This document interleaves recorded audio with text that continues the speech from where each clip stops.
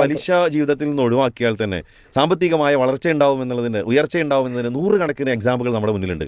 വലിയ വലിയ ബിസിനസ്സുകാർ അവരെ പിന്നാലെ ഒരുപാട് ആളുകൾ പലിശയുമായി ബന്ധപ്പെട്ട് അങ്ങോട്ട് ചെന്നിട്ട് പോലും ഞങ്ങൾക്ക് അങ്ങനെ ഒരു ബിസിനസ് വേണ്ട, പലിശയുമായി ബന്ധപ്പെട്ട ഒരു ബിസിനസ് ഞങ്ങൾക്ക് വേണ്ട എന്ന് പറഞ്ഞ ആളുകൾ കോടീശ്വരന്മാരായ ചരിത്രങ്ങൾ നമ്മുടെ പ്രബുദ്ധമായ കേരളത്തിൽ തന്നെ ഉണ്ട് എന്നതിൽ നിങ്ങൾക്ക് എല്ലാവർക്കും അറിയുന്ന കാര്യമാണ്. ക്രെഡിറ്റ് കാർഡുമായി ബന്ധപ്പെട്ട് പറഞ്ഞപ്പോൾ കഴിഞ്ഞ ഒരു ദിവസം പെട്രോൾ അടിക്കാൻ വേണ്ടി പെട്രോൾ പമ്പിൽ ചെന്നപ്പോൾ പെട്രോൾ അടിക്കാൻ വേണ്ടി നമ്മൾ വണ്ടിയുടെ ഗ്ലാസ് ഇങ്ങനെ താത്തുന്ന സമയത്ത് ഓടി വരുന്ന ഒരാൾ ക്രെഡിറ്റ് കാർഡ് വേണോ എന്ന് ചോദിച്ചിട്ടാണ്. അഥവാ പലിശയുമായി ബന്ധപ്പെടുത്താൻ എങ്ങനെയൊക്കെ ഒരാളെ സാധിക്കും അങ്ങനെയൊക്കെ എല്ലാ ബാങ്കുകാരും അതിന് വേണ്ട ഓരോ സ്ഥലങ്ങൾ. ഇപ്പോൾ പെട്രോൾ പമ്പിൽ ഒരുപാട് വാഹനങ്ങൾ വരും, സ്വാഭാവികമായിട്ട് ഇത് ചോദിക്കുമ്പോൾ ഒരു ക്രെഡിറ്റ് കാർഡ് ഇല്ലാത്ത ഒരാൾ ഒന്ന് എടുക്കാമല്ലേ.